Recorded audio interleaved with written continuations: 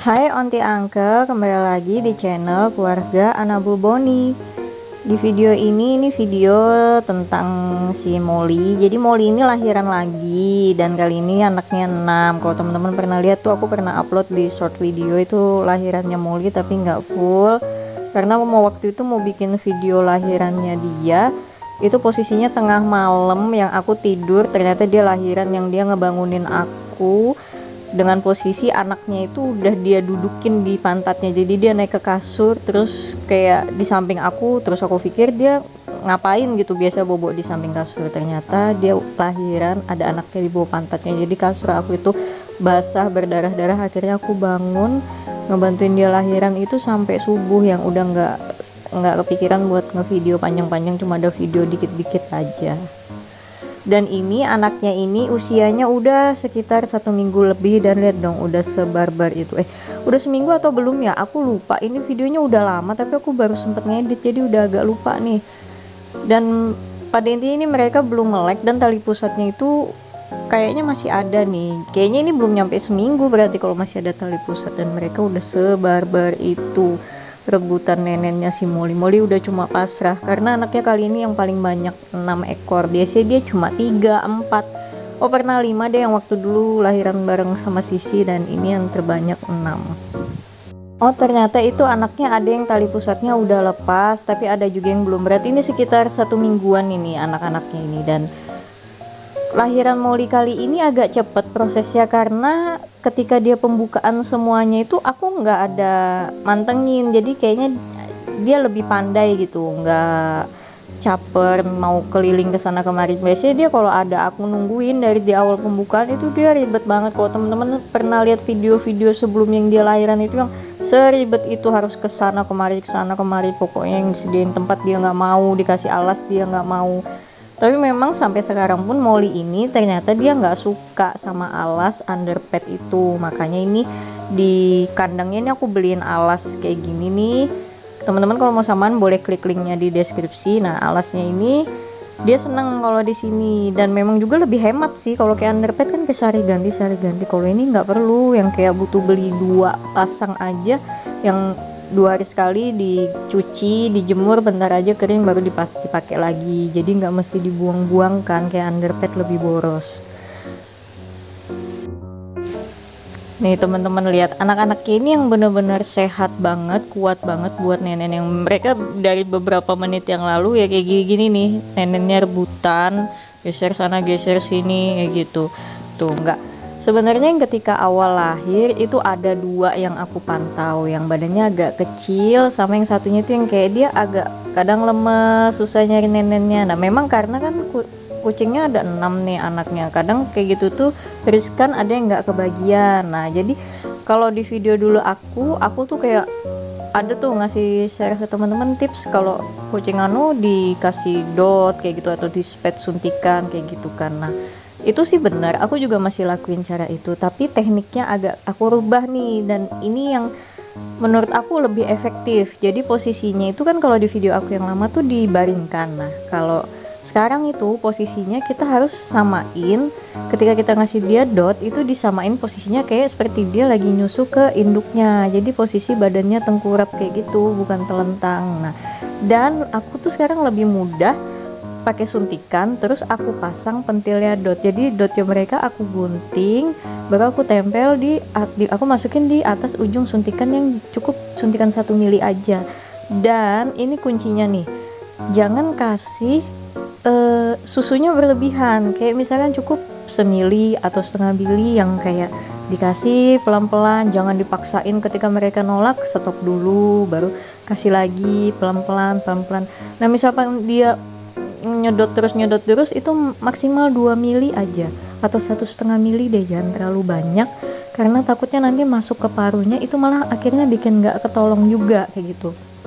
Jadi lebih baik dikasihnya sedikit-sedikit tapi rutin, kayak misalkan satu jam, 1,5 jam atau maksimal 2 jam, tapi sedikit-sedikit sambil dilihat perkembangannya. Kalau dia setelah dikasih susu mulai membaik, mulai mau nenen ke induknya, udah di stop dulu, jangan dipaksain lagi kasih susu, karena nanti kalau double takutnya malah kenapa-napa. Karena kan kalau masih bayi kayak gini dia nggak butuh susu terlalu banyak, tapi mereka sering gitu bolak-balik nenen ke induknya. Jadi kita bikin rutinitasnya sama seperti dia nyusu ke induknya beneran kayak gitu, jangan dipaksakan. Nah, aku gunain cara ini udah kali kedua.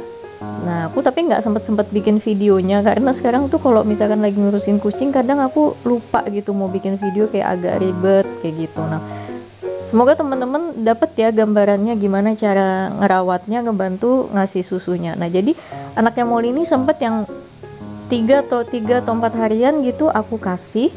Setelah itu udah enggak lagi, sampai sekarang udah enggak sama sekali. Kadang aku misalkan agak mau ngeyakinin ngebantu itu di hari ketiga keempat itu yang enggak full sejam enggak, yang kayak pagi sebelum ngantor, siang sebelum ngantor, siang pas istirahat kerja, habis itu sore, malam, kayak sehari cuma 4 kali tapi waktunya panjang, kayak cuma buat memastikan aja anaknya ini ke cover ada bantuan susu dari aku kalau memang apesnya ada yang nggak kebagian kayak gitu. Tapi alhamdulillah ini sehat-sehat semua, semoga aja sih sampai gede sehat semua, nggak ada yang mati, karena biasanya anaknya Molly ini ada yang mati, tapi kalau ini insya Allah sih aku yakin sehat semua, karena kalau dilihat dari aktivitas mereka ini udah fit semua badannya, nggak ada yang lemas. Itu yang paling pojok tuh yang lagi nenen sibuk nginjak-nginjak saudaranya yang anteng banget, itu kayaknya si kecil nih, badannya yang kecil yang aku pantau. Nah, itu aja dia udah pinter banget tuh nenen. Yang sebelumnya dia paling aku pantau tuh dia karena badannya kecil. Nah, kalau ini nanti dia bakal besar, ini bakal nanti kayak si Mikumbul. Mikumbul itu kalau teman-teman tahu video aku yang sering ada upload kucing kecil, itu kan kucing baru ditambahin di rumah aku tuh, anaknya Moka.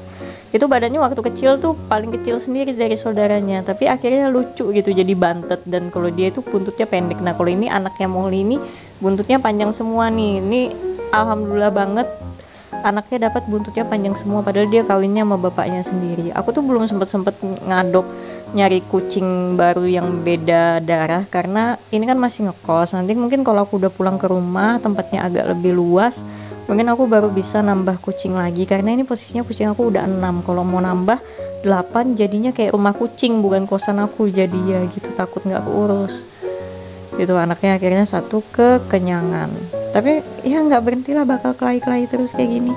Molly yang udah pasrah diem aja, dan Molly jadi rakus banget dan badannya agak kurusan dikit, karena ya wajar aja sih ya, namanya juga nyusuin 6 ekor. Itu teman-teman bisa lihat tuh akhirnya pada dapat semua nih nenennya, ada yang dibawa-bawa karena kucing itu kayaknya susunya ada 8 ya kan, tapi Molly ini kayaknya ada beberapa yang nggak aktif. Nah, aku tuh kadang suka ngecekin nih kayak gini, yang kayak aku tarik badannya, aku cek mulutnya nyempil nggak atau cuma diem aja kayak gini, aku paksa.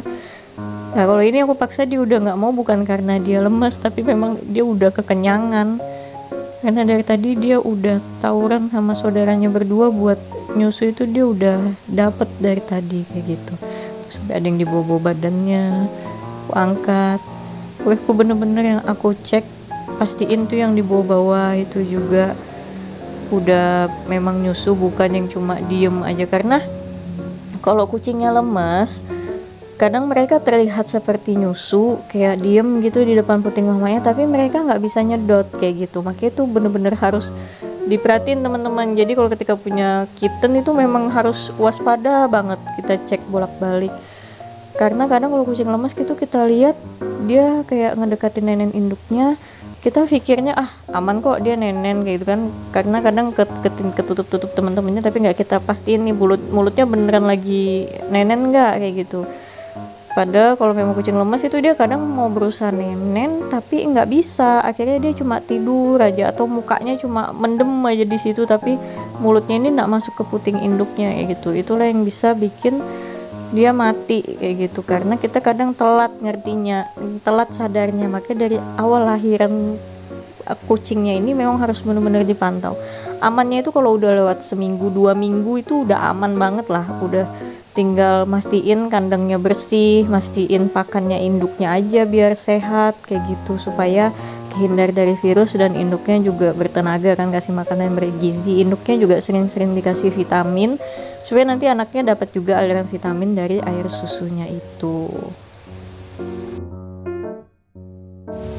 Nah, akhirnya mulai satu persatu mengangkat badan dari puting emaknya karena udah pada kekenyangan nih. Tapi tadi nih akhirnya pindah posisi tuh, ada yang terlentang kayak gitu, udah pada kenyangan semua.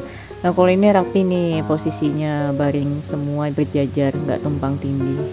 Karena yang 2 udah kenyang, nggak perlu dodot, yang 4 lagi tuh yang berjuang, makanya bisa agak rapi tuh. Ya gitulah, namanya juga bayi kucing, belum bisa ngeliat, jadi jalannya masih seradak seruduk kesana kemari tuh, jalan bentar aja dia udah lemes nih saking kekenyangannya. Kalau gitu videonya sampai di sini aja dulu ya, onte angkel, sampai ketemu di video selanjutnya, bye bye.